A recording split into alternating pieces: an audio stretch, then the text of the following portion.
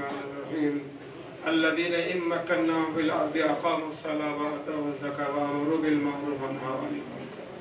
صدق الله العظيم সংগ্রামী সভাপতি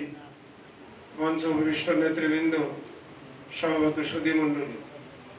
আগামী সুন্দর বাংলাদেশ গড়ার জন্য সুন্দর মানুষ গড়ার পরিকল্পনা করতে হবে আগে যারা নেতৃত্ব দিবে যারা কাজ করবে মাঠে আমাদেরকে আসলে আমরা আগে সুন্দর হয়ে যাই নেতৃত্ব আমাদের হাতে আসবে আমরা যত সুন্দর হব দেশ তত সুন্দর দুই নম্বর আমার সামনে তালেব ইলমরা আছে এজন্য আমি বলতে চাই স্বপ্নে ওই কথা চিন্তা করো না যে পড়ালেখা কম করার পরে অথবা অযোগ্য যদি কেউ হয় তাকে নেতৃত্ব আনা হবে বহু বছর আগে শেখ সাদি বলে গেছেন মহালাস থেকে হুনার মন্দাব মেয়েরা বেহুনারা যায় ঈশা এরা এমন কোন সময় আসবে না যে কেউ আজকে ডক্টর আবু খালিদ কে ওই জায়গায় নিছে কওমি আলেমদের ভিতরে এমন অলরাউন্ডার আলেম মেপে পাওয়া মুশকিল তাই না এই কারণে যোগ্য লোকের মূল্যায়ন হইল সুতরাং যোগ্যতার কোনো বিকল্প নাই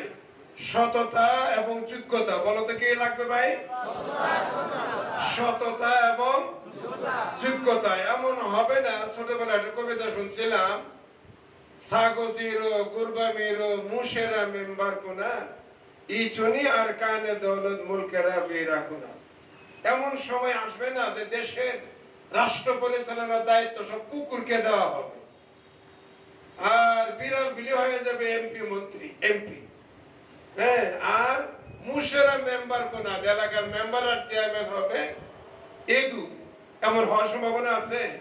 যদি এমন হয় মুলকেরা বেরাকুনা শেষ কথা আমার যোগ্যতার কোনো বিকল্প নাই